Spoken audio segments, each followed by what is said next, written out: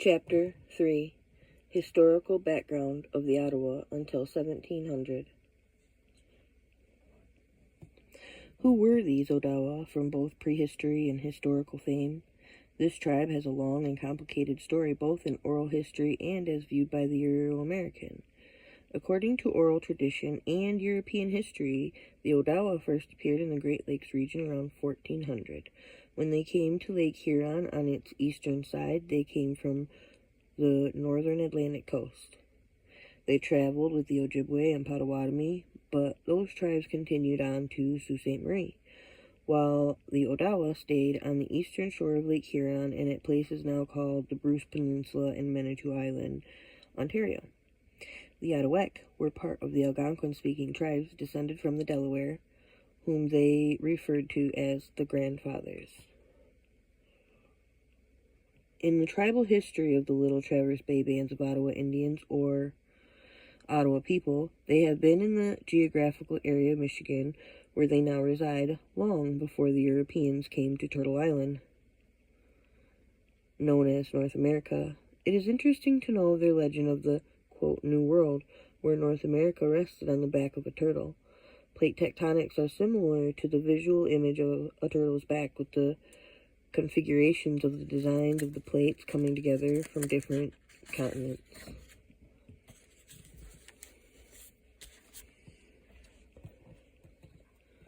Throughout the years, when the Odawa moved around the Great Lakes region, they always considered Ottawa Island, later called Manitoulin Island, in Lake Huron, as their homeland. This island was on the route that the Odawa traversed for their extensive trading expeditions in their birch bark canoes, in which they traveled throughout the Great Lakes and to the Atlantic coast. By 1615, from their base on Manitou Island, they began relocating to northern Michigan on the Straits of Mackinac. They had left Manitou Island by 1649 because of the pursuit by the Iroquois or Haudenosaunee people of the Longhouse. Sorry if I butchered that. The Odawa were driven to Green Bay in Wisconsin in 1651 and then to southern shore of Lake Superior in 1658. They remained there until 1670, when they returned to Mackinac, where they settled at what is now St. Ignace. When the French and their allies drove the Haudenosaunee from the Great Lakes, some of the Ottawa returned to Manitoulin Island, where they remain today. According to Andrew J. Blackbird's account of the Ottawa history, very many centuries ago, before the discovery of the American continent by the white people, the traditions of Ottawas say they lived along the banks of one of the largest tributaries of the St. Lawrence, now the headwaters of this stream, subduing all other tribes of Indians which they happened to encounter, except the Chippewas and the Stockbridge Indians.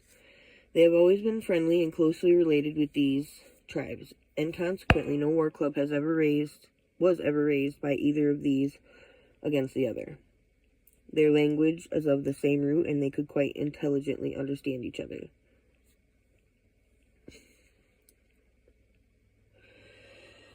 Until 1701, the majority of Odawa remained at Mackinac, St. Ignace, when the exodus began to Detroit and Saginaw Bay. They continued southward in northern Ohio and had one village located as far to the east as Venango in western Pennsylvania. The Odawa at Mackinac stayed until the soil was depleted, and they again moved to L'Arbre Croche and Grand Traverse Bay. Some bands moved as far south as the east side of Lake Michigan on the Grand River. A few bands moved across Lake Michigan to Milwaukee and northern Illinois. When the Potawatomi were moved to the southwest Iowa in 1834, the Wisconsin and Illinois Ottawa were relocated with them.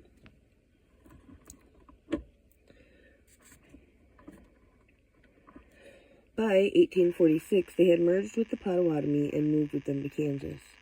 The Ohio and Detroit bands were relocated to Kansas in 1831 and 34. Some of them chose allotment and United States citizenship in 1867 and remained in Kansas, while the rest moved again to Oklahoma. unlike many other tribes, the majority of the Waganakesing Ottawa were not removed and continue to live in northern Michigan. According to Lee Saltzman, the Ottawa were a large tribe and numbered no more than 8,000 before contact with French explorers. Saltzman's theory is that although the Odawa were constantly exposed to European fur traders, they suffered far less than the Huron from epidemics because they did not live in large villages during winter. The British in 1768 estimated them to be about 5,000. All of these population statistics are from Europeans, not Native American accounts. According to Odawa oral tradition, probably between 30 and 40,000 Odawa lived on the shores of L'Arbre-Croche. The name Odawa comes from the Algonquin word Adawa, to trade, since they were known as traders before European contact. Variations on their name are Ottawa, Ottawax, Otua, Tawa, Utawewe, They were so important in the fur trade before 1673 that in Quebec all Algonquins from the Great Lakes were called the Ottawa. The Ottawa, like the Ojibwe, refer to themselves as Anishinaabe, meaning first people. Their language was Central Algonquin, similar to Ojibwe and Potawatomi, but it is a different dialect. In an official booklet published by the Little Traverse Bay Band of Odawa Indians, Wesley L. Andrews explains, it should also be noted that there is a great similarity between our culture and that of other Ottawa bands and other Anishinaabe. So the Ojibwe bands and the Potawatomi bands, we share a certain amount of history with those two groups, especially in the distant past. The information contained in this booklet shows many more similarities with those other groups in the time before we moved to Waganakesing. Wesley L. Andrews dates the occupation of Waganakesing from 1740 and sees that as the time the Ottawa separated from the Ojibwe and Potawatomi.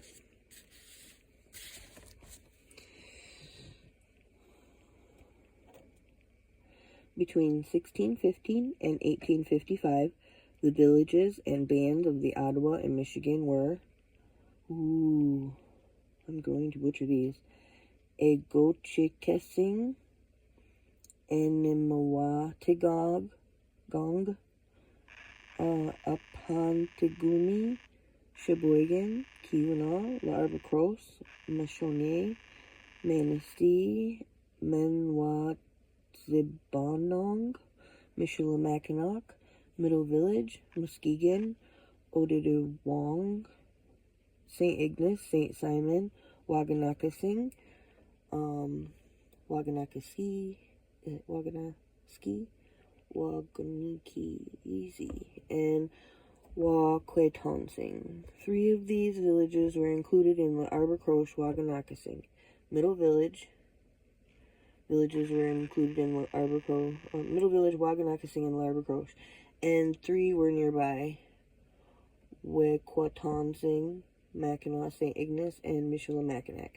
During the late 1600s, the Ottawa were divided into 4 divisions of sub-nations. These were Kinnush, Pickerel, Kisakong, Bear, Nassawaketong, Fork People, and Akonapi, Gray Squirrel. The villages and bands in Michigan in 1855 were Agekoishing, Sheboygan, Flat River, Fort Village, Grand Rapids, Grand River Valley, Griswold Colony, Maple River, L'Arbre-Croche, Middle Village, Old Wing Colony, Ottawa Colony, Thornapple Colony, and Village of the Cross. The Village of the Cross Village, Waganakesing, and Middle Village were part of L'Arbre-Croche, and Waganakesing is the Ottawa word for crooked tree, L'Arbre-Croche. The current Ottawa groups in the United States are Burt Lake Band of Ottawas and Chippewa Indians, Consolidated Bawetig, Ojibwe, and Mackinac, Grand River Band of Ottawa Indians, Grand Traverse Band of Ottawa Indians of Michigan, Little River Band of Ottawa Indians, Little Traverse Bay Band of Ottawa Indians, and the Ottawa Tribe of Oklahoma. Of these 7 groups of Odawa, 6 are located in northern Michigan and have strong familial and social ties. Saltzman, in his before-mentioned Ottawa history, writes, "Some Americans do not think of the Ottawas as an important tribe. There were never very many of them, and their culture, language was almost identical to the more numerous Ojibwe and Potawatomi. If English and American historians do not think that the Odawa were and are an important tribe, they should re-examine Odawa history. Both the history of the tribe and the number were influenced by significant events in 1763 at L'Arbre Croche. Saltzman gives this theory credence. Between 1615 and 1763, the Ottawa were one of the most important tribes in North America, but their homeland was remote to British colonies on the Atlantic seaboard. When the Americans reached the Ohio Valley and the Great Lakes, the Ottawa's time had passed, and their role in the history of the United States after 1775 was small. Before I get too far ahead of myself, I'm going to just give you guys a peek here of those words, because they were...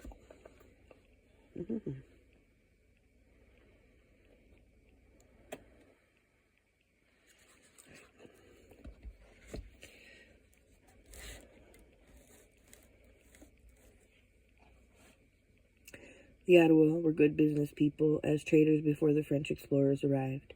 Their ancestors had possibly been trading copper with Mediterranean people, Celts, Vikings, and even Asians involved in a worldwide trade. As a trading tribe, they immediately saw the opportunity with the fur trade with the French. Since they could paddle their canoes for long distances, knew the Algonquin of the Great Lakes, and cooperated with the Huron, who warehoused the collected furs, they were indispensable to the French. The French built their fur trade around the Odawa and the Huron. The Haudenosaunee then destroyed the Huron. But in 1634, the Odawa and some of the remaining Huron made their westward move to Mackinac on the Straits of Mackinac. The Odawa village was at what is now called St. Ignace. Mackinac Island is located in the Straits, while Fort Michilimackinac was later built by the French at what is now Mackinac City. When the French joined with the Odawa to fight the Haudenosaunee in 1687, the Odawa and the Wyandot, former Huron, were called the, quote, eldest children of Ontario, end quote,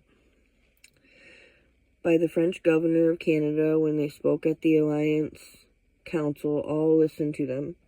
In 1685, the Odawa middlemen were supplying 2/3 of the fur to Montreal, excuse me. The business alliance with the French motivated the Haudenosaunee to offer a separate peace to the Odawa in 1690. The Odawa and Wyandot were the first tribes to be invited by the French to Detroit in 1701. But after the British takeover in 1760, the Odawa lost their franchise trading partners, the defeated French. The business treachery of the British and the lack of respect towards the American Indians provoked the Pontiac Rebellion in 1763. When other tribes tried to organize a revolt, they were unable to do so until an Odawa leader emerged. Since the Odawa were the mainstays of the fur trade, their leader, Frontenac, became the warrior to lead the fight against the British. Upon further contact... Oh, hold on. I'm going to get drinking.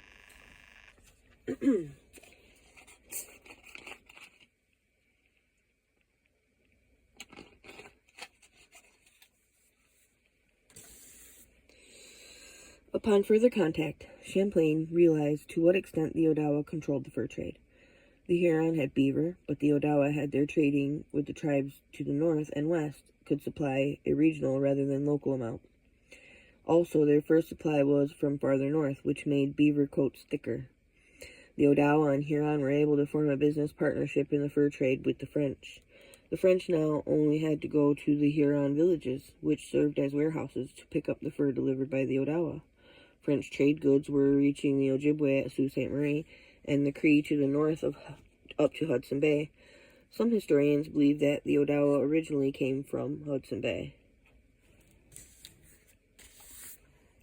Expanding their territory to the west to find more fur, the Odawa and Huron traders encountered the Winnebago at Green Bay, Wisconsin. The Winnebago refused to either trade or allow Odawa to travel beyond their villages. After trying to negotiate with the Winnebago, the Odawa prepared for war. The French sent Jean Nicolet to the Winnebago in 1634 to make peace. He was the first white man that they encountered. Nicolet persuaded the Winnebago to arrange a peaceful settlement with the Odawa, opening up the fur trade to all of Lake Michigan. At this time, the Odawa began leaving Manitou Island for Mackinac, which was closer to their source of the supply, and they controlled the important straits of Mackinac. Their relation engaged them in war with the Osagon Bone Indians around 1640. The Odawa and Ojibwe drove them across the straits and into the upper northern Michigan. So that, the Osagon continued to raid Odawa villages at Mackinac, so the Odawa drove them to Mascouta territory in southwest Michigan. The Mascouta took in the Osagon and joined them against the Odawa, according to European history. Andrew Blackbird, in his history, mentions another tribe which he calls the Mushkodesh, with a similar but different story. He recounts the south side of the straits, which now constitutes Emmett, Sheboygan, and Charlevoix counties. Our tradition says was exceedingly thickly populated by another race of Indians, whom the Ottawas called Muskodesh, which means the prairie tribe. They were so called on account of being great cultivators of the soil and making the woodland into prairie as they abandoned their old worn-out gardens, which formed grassy plains. It is related this tribe was quite peaceable and were never known to go on a warpath. In Blackbird's account, he has the Odawa attacking, defeating, and chasing the Muskodesh to the southern part of the state. He writes that tradition says this was the greatest slaughter or massacre the Ottawas ever committed. The inhabitants of the village were probably from 40 to 50,000. Although Blackbird never writes how many Ottawa lived in L'Arbre-Croche, they must have numbered more than Muskodesh when they conquered them at the time of the Great Saugeen, who existed at the time America was first discovered by the white men. The official contemporary account of this history in our land and culture is, slowly we spread down the Lake Michigan shoreline. The Muskodesh tribe is one of the groups with whom we waged war. Their name is the Odawa word for a small field or prairie. We drove them out and took over their lands, which include what is now Emmett and Charlevoix County. The British entered the picture in 1629 and captured Quebec. They held it for 3 years, cutting off the supply of French goods. The balance of power was disrupted, and the native tribes were drawn into the competition between France and England. The Haudenosaunee, I'll figure out how to say this right. Haudenosaunee decided to attack the Algonquin and Montagnais, who had driven them from the upper St. Lawrence in 1610 with the help of the French. So began the Beaver Wars of 1630 to 1700, causing intertribal warfare for 70 years. The Algonquin and Montagnais were retreating in 1632 when the French regained Quebec. The Haudenosaunee were close to cutting a trade route through the Ottawa Valley to the Great Lakes by this time. Again, European control. I'm going to pause. Okay.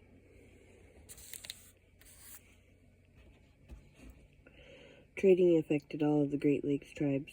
The French, who were earlier reluctant to supply firearms to the American Indians, reversed their decision, while the Dutch created an intertribal arms race by supplying the Haudenosaunee.